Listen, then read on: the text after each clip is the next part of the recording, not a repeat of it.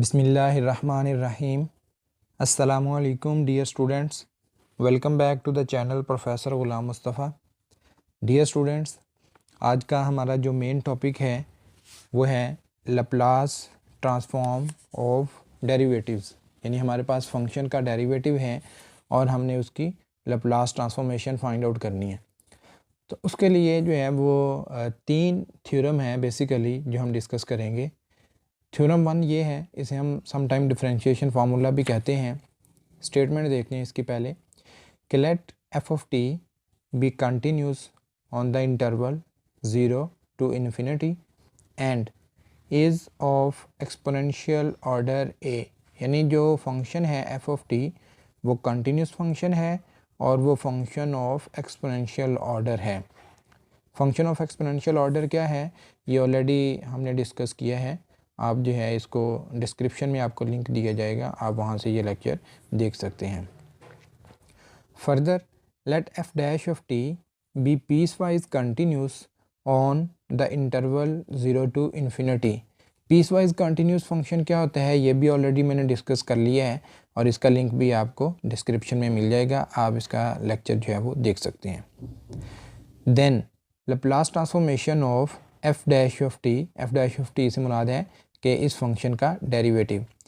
Laplace transformation of F dash of T exist and given by the formula Laplace transformation of F dash of T is equal to S Laplace transformation of F of T minus F of zero. यानी ये formula जो है वो hold करता है।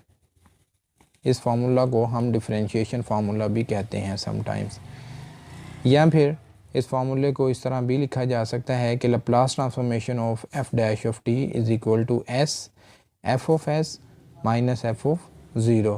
क्योंकि ये हम ऑलरेडी डिस्कस कर चुके हैं कि लैप्लास ट्रांसफॉर्मेशन के लिए हम ये वाली नोटेशन भी यूज़ करते हैं, क्योंकि ये Laplace transformation of F of T जो है वो इक्वल होता है कैपिटल एफ ऑफ एस। तो अब इसका जो है वो प्रूफ देखते हैं।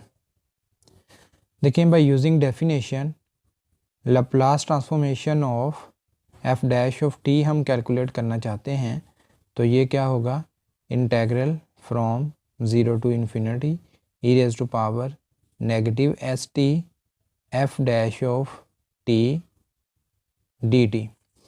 तो Laplace transformation of F dash of T is equal to, by definition हम इसे लिखें limit t approaches to infinity integral from 0 to t e raised to power negative st f dash of t dt। तो अब यहाँ पे देखें integration by parts करेंगे।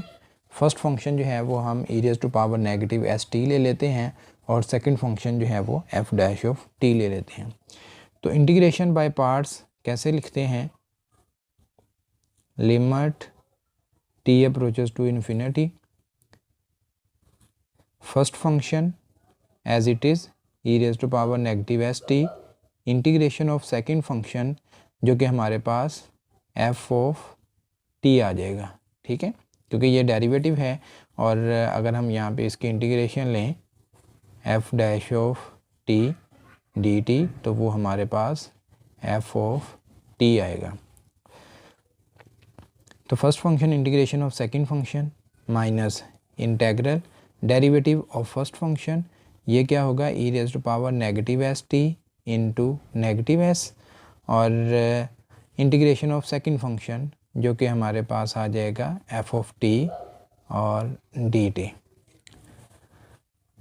अब ये आपके पास बनेगा, इस पे लिमिट 0 to infinity, ये आपके पास बन जाएगा limit t approaches to infinity. अब यहाँ पे t की जगह पे कोई और वेरिएबल भी इंट्रोड्यूस करवा सकते हैं, ये आ जाता है e raise to power negative S T, sorry यहाँ पे जो है वो हमने लिमिट भी लिखनी थी, ये लिमिट है 0 to t। तो e raise to power negative S T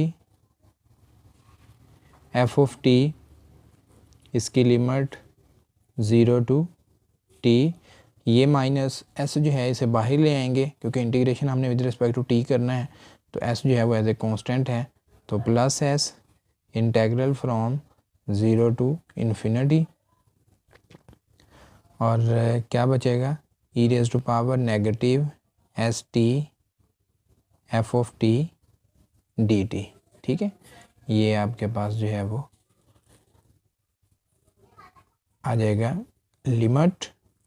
अब इस पे जो है वो अपर लिमिट और लोअर लिमिट अप्लाई कर दें, तो limit T approaches to infinity, ये आ जाएगा e raise to power negative S T F of T minus n. Upper limit put की तो वो टी की जगह पुट करेंगे, टी ही आ जाएगा, और लोअर लिमिट पुट करेंगे तो क्या बनेगा, F of E raise to power 0 आ जाएगा, और साथ आ जाएगा F of 0 plus S integral from 0 to infinity E raise to power negative S T F of T D T. तो ये देखें आपके पास लिमिट जो है वो अलग-अलग अप्लाई हो जाएगी।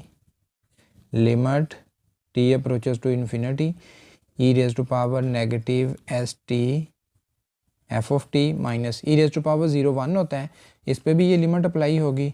Limit T approaches to infinity F of 0 plus S. अब देखें यहाँ पे ये हमारे पास जो है फैक्टर, ये एक्चुअली डेफिनेशन है किसकी, Laplace transformation of F of T की। ठीक है, इसको आपने याद रखना है कि e raise to power negative S t के साथ जो फंक्शन यहाँ पे आता है उसकी लैप्लास ट्रांसफॉर्मेशन को ये शो करता है। तो ये शो कर रहा है Laplace transformation of F of T की। ठीक है,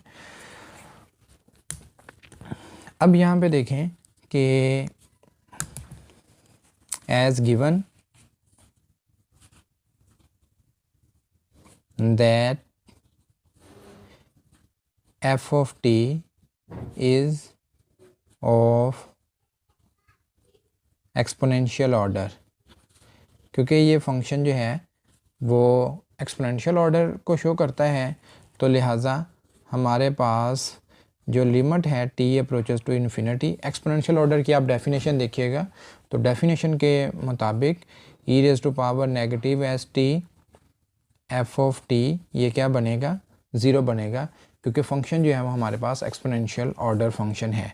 अगर फंक्शन जो है वो एक्सपोनेंशियल ऑर्डर की प्रॉपर्टी को ओबे करता हो देन हमारे पास ये 0 होता है।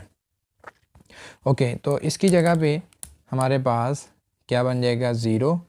तो आपके पास देखिए फाइनल रिजल्ट क्या निकलने लगा है, ये आ जाएगा 0 minus limit T approaches to infinity F of 0, इसमें टी इन्वॉल्व नहीं है, लिहाजा ये f of 0 as it is आ जाएगा, और प्लस एस। अब Laplace transformation of F of T की जगह पे आप एफ ऑफ एस भी लिख सकते हैं। ठीक है, तो फाइनली हमारे पास आंसर बन जाता है F dash of T is equal to S, F of S जो है इसे पहले लिख लें, S F of S minus F of 0 जो है इसे बाद में लिख लें। ये हमारे पास रिक्वायर्ड रिज़ल्ट हैं, इसे हम डिफरेंशिएशन फार्मूला भी कहते हैं। तो अब इसकी जो है वो एक एग्ज़ाम्पल कर लेते हैं। अब देखिए हमारे पास एग्ज़ाम्पल है कि compute Laplace transformation of cos square A T. तो ये हमारे पास फंक्शन एफ ऑफ टी है, हमने इसे एफ ऑफ टी कह दिया है, तो हमने कंप्यूट क्या करना है, Laplace transformation of F of T. अब इसके लिए हमारे पास कोई डायरेक्ट फार्मूला नहीं है, तो हम क्या करते हैं, इसका डेरिवेटिव ले लेते हैं एफ ऑफ टी का, और फिर जो फार्मूला भी हमने पढ़ा है उसे अप्लाई करेंगे। तो differentiate F dash of T क्या बनेगा आपके पास, 2 cos ए टी, और फिर cos का डेरिवेटिव वो क्या बनेगा हमारे पास, नेगेटिव साइन ए टी, और फिर ए टी का डेरिवेटिव वो आपके पास आ जाएगा ए। तो इस तरह एफ डैश ऑफ टी हमारे पास बनता है माइनस, आप ए जो है वो पहले लिख लें, और फिर 2 cos A T sine A T. अब एक और फार्मूला हमने जो है वो एफएससी में पढ़ा है, प्रीवियस क्लासेस में पढ़ा है कि जो आपके पास साइन 2x है वो होता है 2 साइन x cos x। देखिए x की जगह पे हमारे पास at यूज़ हो रहा है, तो इस फार्मूले को अगर यूज़ करें तो f डैश ऑफ t क्या बनेगा, माइनस साइन 2at, ये आ गया f डैश ऑफ t। अब अगर हम f डैश ऑफ t की लैप्लास ट्रांसफॉर्मेशन निकालना चाहें तो वो ट्रिग्नोमेट्रिक फार्मूला जो हमने पढ़े थे, यानी जो साइन at का फार्मूला पढ़ा था, वो फार्मूला यूज़ करते हुए हम इजीली इसको सॉल्व कर सकते हैं। अब देखें हम ये फार्मूला यूज़ करने लगे हैं। फार्मूला क्या था कि Laplace transformation of f dash of t is equal to s Laplace transformation of f of t minus f of 0। हमने फाइंड आउट तो ये करना है कि Laplace transformation of f of t जो है वो क्या है। ठीक है, तो देखते हैं, आप f ऑफ 0 जो है उसे उठा के इधर ले आएँ, तो ये बनेगा Laplace transformation of f dash of t plus f of 0 is equal to s Laplace transformation of f of t। अब Laplace transformation of f of t जो है, इसे आप इस तरह भी लिख सकते हैं कि Laplace transformation of f of t is equal to 1 over s जो है वो उसको इधर ला के डिवाइड कर दिया, तो आपके पास Laplace transformation of f dash of t और प्लस क्या है f ऑफ 0। तो अब आप f ऑफ t जो है उसकी वैल्यू लिख दें, f डैश ऑफ t जो है उसकी वैल्यू लिख दें, तो क्या बनेगा, Laplace transformation of cos square at is equal to 1 over s, और यहाँ पे Laplace transformation of f dash of t, तो f डैश ऑफ t जो है उसकी वैल्यू लिख देते हैं। देखें यहाँ पे हमने निकाली थी, सॉरी ये आपके पास नेगेटिव a आएगा साथ ना, a वैसे ही है और ये फार्मूला आ जाएगा, तो क्या बनेगा, Laplace transformation of negative a और साइन 2at फिर प्लस f ऑफ 0। तो देखिए हमारे पास f ऑफ t जो है वो क्या है, कोस स्क्वायर at, तो t की जगह पे आप 0 पुट कर लें तो ये आपके पास बन जाएगा कोस स्क्वायर, और यहाँ पे 0 आ जाएगा, a 0 से मल्टीप्लाई होगा तो ये 0 ही बनेगा। चलें अब इसको सिंप्लीफाई करते हैं, 1 ओवर s, और ये जो है वो हमें फार्मूला जो है आता है, फार्मूला मैं लिखता हूँ, क्या फार्मूला पढ़ा था हमने कि Laplace transformation of sine at ये इक्वल होता है a over s square plus a square. तो इस फार्मूला को यूज़ करें तो यहाँ पे देखें नेगेटिव a तो कांस्टेंट है, ये आ जाएगा बाहर। अब इस पे फार्मूला अप्लाई करें तो 2a over s square plus 2a का स्क्वायर, ठीक है, और cos 0 हमारे पास क्या होता है 1, तो इसकी जगह पे हमने 1 लिख दिया। अब इसको और फर्दर थोड़ा सिंप्लीफाई कर लें तो 1 ओवर s और ये मल्टीप्लाई होगा तो माइनस 2a स्क्वायर ओवर क्या बनेगा s square plus 4a square, और ये आपके पास जो है वो प्लस 1 है। ठीक है, हम एलसीएम ले लेते हैं। देखिए एलसीएम लेने से क्या बनता है 1 ओवर s, और यहाँ पे एलसीएम लिए तो s square plus 4a square ऊपर minus 2a square plus s square plus 4a square, तो ये आपके पास 1 ओवर s, और यहाँ पे देखें s square plus 4a square और ये 2a स्क्वायर, 4 में से 2 निकालने हैं तो 2a square over s square plus 4a square. अब ऊपर 1 जो है उसे न्यूमिनेटर से मल्टीप्लाई करवा दें, s को डिनोमिनेटर से मल्टीप्लाई करवा दें, तो आपके पास फाइनल जो आंसर बन जाता है कोस स्क्वायर at का वो आ जाता है s square plus 2a square over s into S square plus 4a square.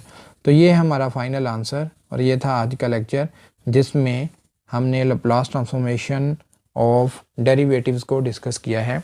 यानी डिफरेंशिएशन फार्मूला जो है उसे डिस्कस किया है और उसके रिलेटेड जो है वो एक एग्जांपल भी डिस्कस की है।